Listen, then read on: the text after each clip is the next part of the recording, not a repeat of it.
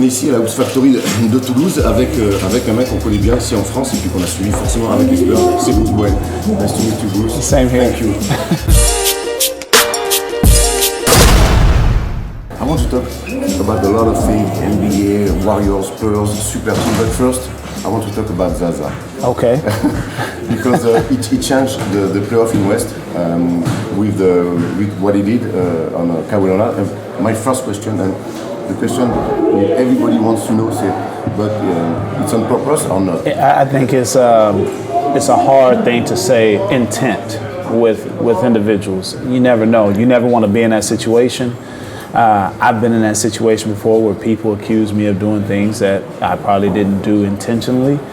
But, you know, it's not for us, but it's something that continues to go on because it's the game of basketball. You have fans in this game. You have people that are watching the game now, and they want to know, you know, was that intentional or not? Speaking with Steve Kerr, he said that Zaza was very sorry for all the media uproar that took place. But at the same time, when you have a player quite like Kawhi Leonard, MVP candidate, Spurs are up 20 points during that course, and he goes out in game one, he goes out of the game. It is the coach's duty to go to bat for his player. So I understood what Pop was doing. I understood that any coach would do that. But the thing that Pop did that went beyond just right there was he went to other situations that happened with Zaza in the past. So when you take that into account, now if you're a judge, you're like, oh, but wait a minute now.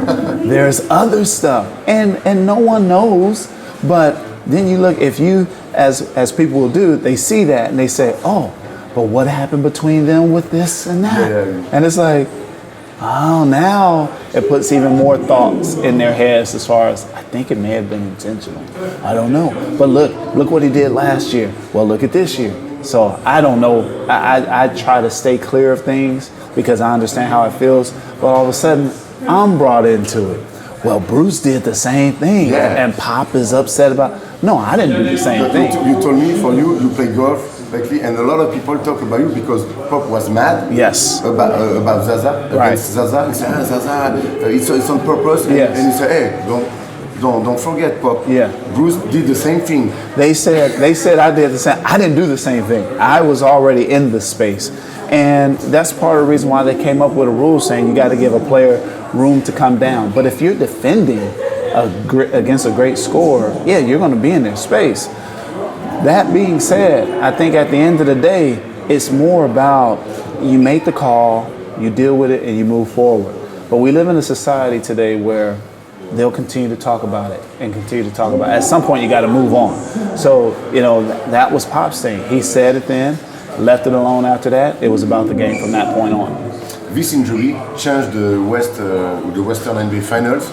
Do you think with Kawhi Leonard, Spurs can beat the Warriors and win the championship? You know, I don't necessarily think you can ever say if they would have won that first game, then they would have won the series. Golden State is very good. I mean, and one of the things that they're very good at is defense. People don't realize how good they are defensively because of their offense. So when you have a team like that, during the course of the playoffs, usually when a team loses, it makes them focus. So they focus and they become even more concentrated about what's going on. So now you have a situation where even if it would have happened, I think because you look at the lineup, Tony Parker wasn't playing.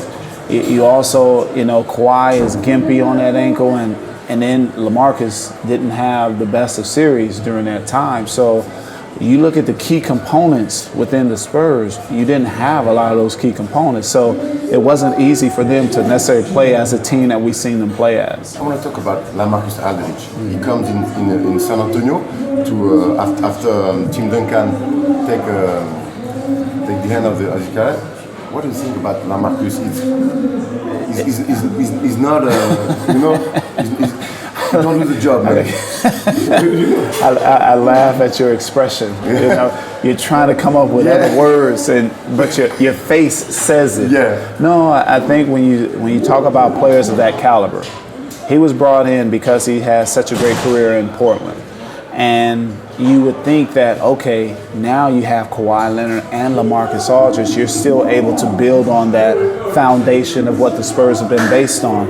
It's unfortunate that he didn't have a huge series, especially when the Spurs needed him. I think that's where you really need to figure out, you know, what your true talent is. That's the moment everybody waits for. It's like, I want the team to depend on me. I want them to do those things.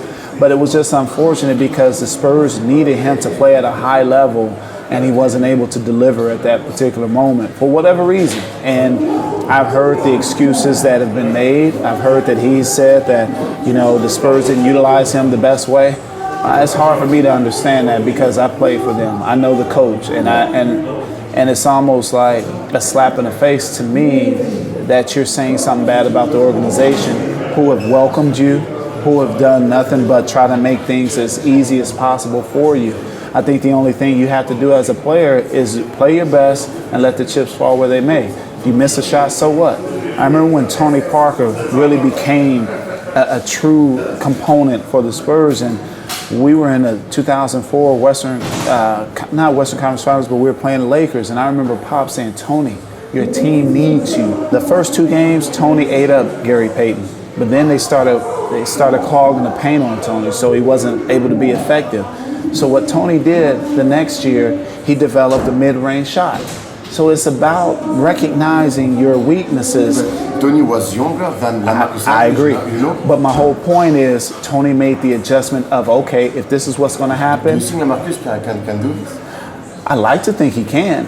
I think every player has the ability to. Before to sign to the Spurs, he said, Texas is my hometown. Yeah. He was in college in Texas. Yeah. And now he said, I'm sad in San Antonio. I don't understand why he could be sad. You too. No, I don't.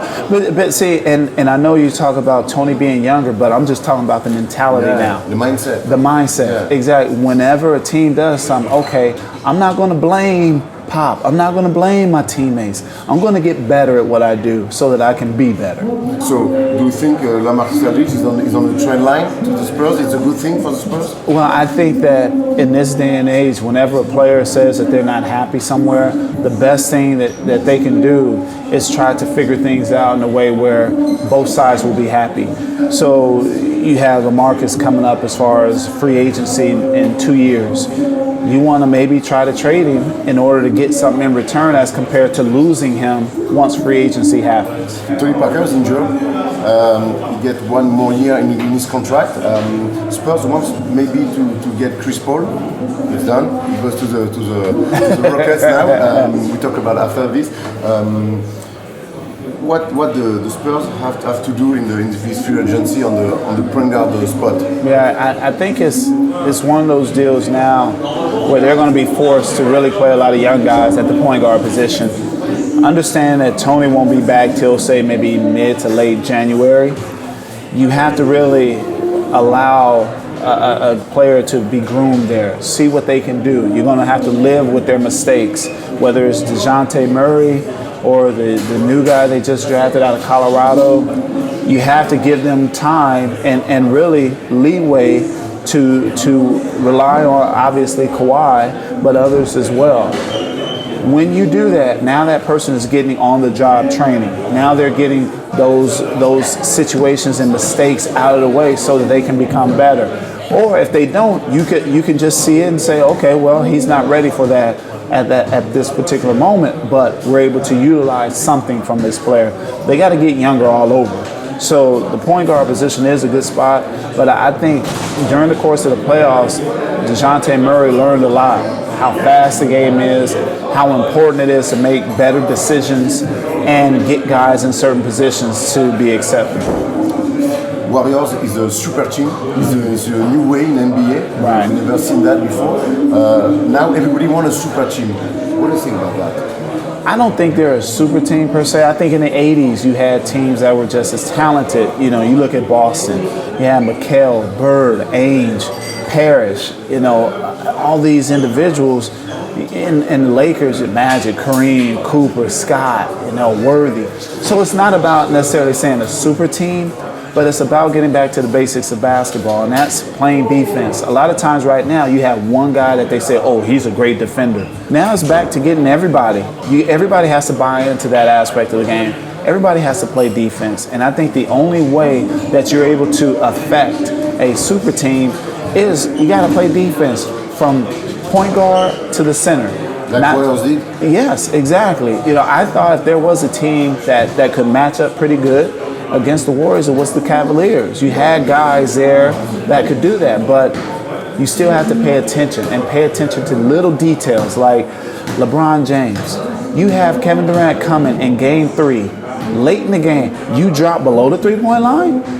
You say, why? Why would you do that? No. Why? Yeah, no, you got to have the focus. No, I don't. No? But no, those are the little You know he things. won't take this shot. You know he wants the three-point shot. Don't give it to him. But that's, I think, a focus. You know, and just that moment where he lost focus, look at what it did. Because I thought if they got game 3, it changes the series. It changes it big time. Talk about the Cavaliers and LeBron James, the best player in the world. Right. Kyrie Irving, best one-on-one player. Right. Kevin Love, but There's no no team chemistry. basketball. Right. No team basketball. Right. In NBA finals, not in East playoff. How can you explain it? I think it goes back to game 1. Game 1, they tried to run with the Warriors. You can't run with the Golden State Warriors, especially in Golden State.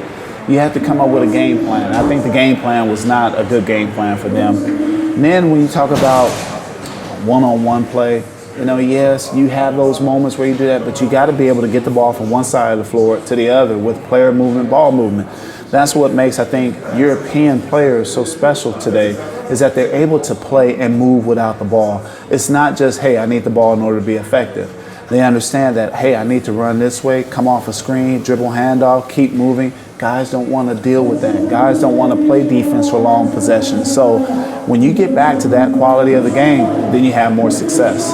The NBA goes crazy now. Right now, a lot of people sign a lot of contracts. You play, Right. you play not in a good era. No, it was a good era. Yeah, it was a but good now era. It's crazy. But this is the contract- thing. the contract is It's different crazy. now. It's different now, whereas this is what people don't realize.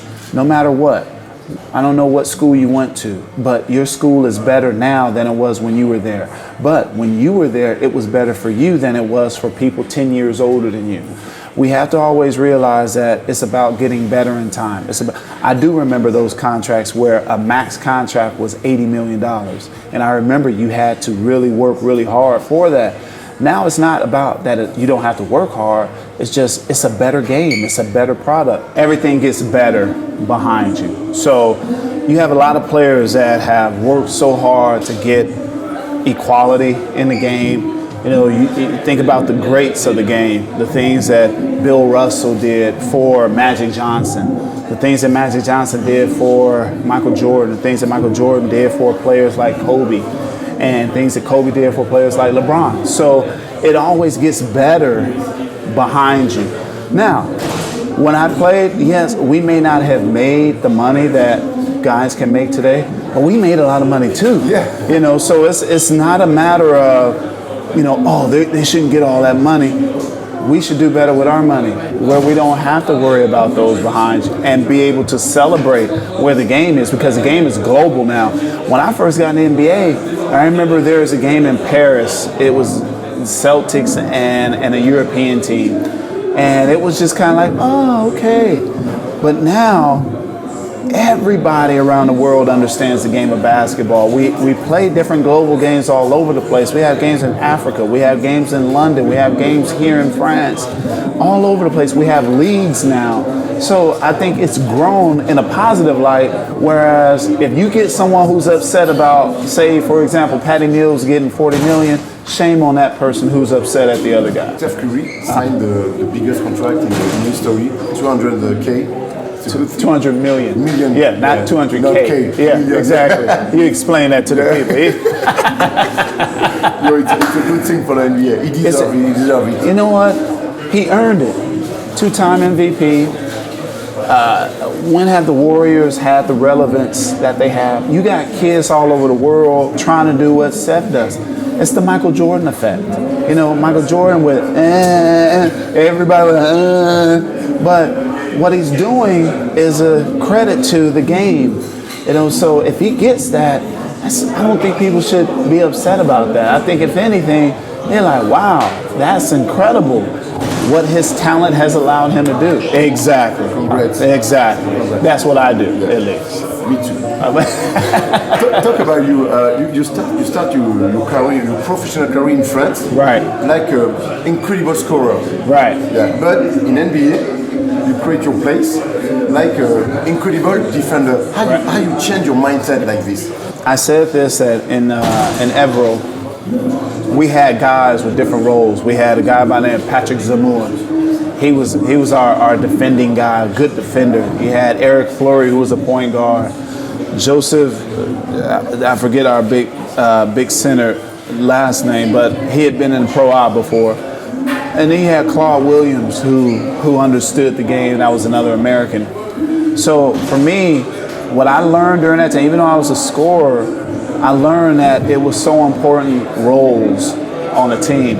Now, when I got to Miami, we had Tim Hardaway, Alonzo Mourning, Dan Marley, Jamal Mashburn, Deshaun Leonard, Pat Riley. Pat Riley's not drawing up and play for Bruce Bowen. You know, so the way that I felt like, you know, I want to be on the floor. And that was my way on the floor. Now, even though that's my way on the floor, it doesn't mean that I can't shoot. It means I can't drive. In the corner. Well, see, and that, you know, it's funny because in Miami, a lot of my shots were wing and top. But in San Antonio, it's set up in a way where, you know, I got a lot of corner shots, and they're like, oh, he only shoots from the corner. No, I don't only shoot from the corner, but that was where it was most effective. And so you deal with that. You go ahead. If that helps the team, all right, because with me in the right corner, Tony Parker has his right hand. Now the defense can't leave. Now he's at an advantage. So it sounds like a lot of different things, but I wanted to be on the floor. And for me to get on the floor, I had to play defense, and I'm fine with that. I got 3 championships after that. You think if you play only offense, you can play for the Spurs and become an NBA championship? I think you have to take less in a role. Tony Parker wasn't. I mean, you look at Tim and David Robinson. That was our foundation. Tony and Manu weren't able to just be, you know, crazy. There are moments that they had to hold back because to allow others to have success. And so in the game of basketball, it's not always just about you and you scoring your points. And that was the thing. It's like you saw Kevin Love in Minnesota averaging double-doubles. He scored 50 points, sometimes 20 rebounds. But when he got to Cleveland, people were like, hey, where is that Kevin Love? Well, in order to fit in the team, in the system, sometimes it's not about you doing those things that you could do elsewhere. And that's something that we've seen a lot in the NBA is that you put a decent player on a bad team that gets 25 shots a night. Oh, he looks super. But now you give that guy 8 shots, 10 shots, how does he respond then? You still talk with Pop? Yeah. Do you know when he want to stop his career? Man, no. He's committed. He loves the game. He loves doing what he does. He loves having an impact in a lot of guys' lives.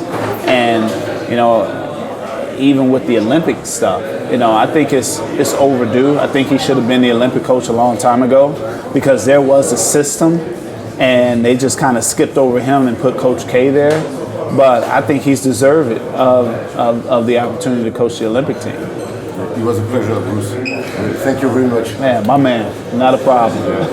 One word in French, maybe? À tout à l'heure. À tout à l'heure. There we go. There we go.